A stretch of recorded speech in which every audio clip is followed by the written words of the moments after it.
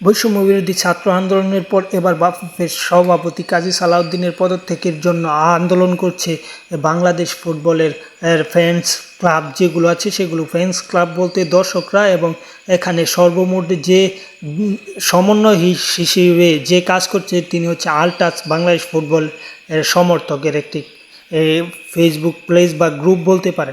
সেই গ্রুপটির মাধ্যমে আগামীকাল রবিবার থেকে সকল হিসাব নিকাশ হবে বলে তারা জানিয়েছে, এবং লং টু মার্চ বাফুফে কর্মসূচিতে সবাইকে অংশ নিতে তারা আহ্বান জানিয়েছে।